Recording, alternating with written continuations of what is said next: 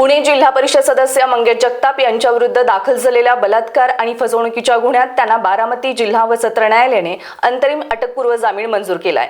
या केसमध्ये मंगेश जगताप यांच्या वतीने ॲडव्होकेट सचिन झालटे पाटील, ॲडव्होकेट सागर कावडे आणि ॲडव्होकेट अमित ताटे यांनी कोर्टात बाजू मांडली। बचाव पक्षाच्या वकिलांनी कोर्टाच्या निदर्शनास आणून दिलं की संबंधित प्रकरणात FIR दाखल करण्यास तब्बल 14 वर्षांचा विलंब झाला। उपलब्ध कागदपत्रांच्या आणि पुराव्यांच्या आधारे संबंधित कलमे लागू होत नसल्याचा युक्तिवाद वकिलांनी केला, ज्याची दखल घेत न्यायालयाने त्यांना अंतरिम दिलासा दिलाय। आज या ठिकाणी मंगेश जगताप यांना बारामती सत्र न्यायालय यांनी अंतरिम जामीन मंजूर केलेला आहे।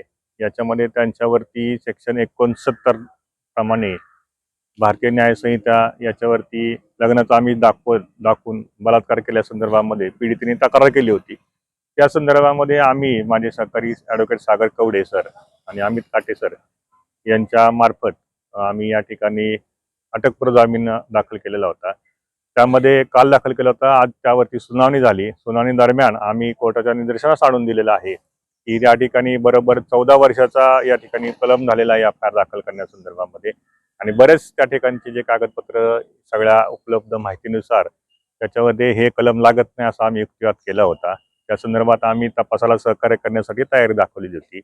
तर कोर्टाने तो आमचा युक्तिवाद मान्य करून आम्हाला अंतरिम जामीन दिलेला आहे आणि त्या संदर्भामध्ये आम्हाला पोलीस स्टेशनला जाऊन हजेरी येण्यासंदर्भामध्ये न्यायालयाचे निर्देश दिलेले आहेत। तर या संदर्भामध्ये आम्ही आता पोलीस स्टेशनला जाऊन आरोपी संदर्भामध्ये आम्ही जे काही ऐकून याची माहिती आहे ते देखील देणार आहोत आणि याच्यावर जे काही फायनल आर्ग्युमेंट होईल त्या संदर्भामध्ये त्या आणखी फायनल रिझल्ट येण्यासंदर्भामध्ये बाकी आहे। Suresh Devkate, star Maharashtra news, Baramati. नवनवीन घडामोडी पाहण्यासाठी स्टार महाराष्ट्र न्यूजला सबस्क्राईब करा आणि ताज्या बातम्यांचे अपडेट मिळवण्यासाठी बेल आयकॉनला प्रेस करा आणि परिपूर्ण बातमी बरोबर रहा, इतरांपेक्षा एक पाऊल पुढे।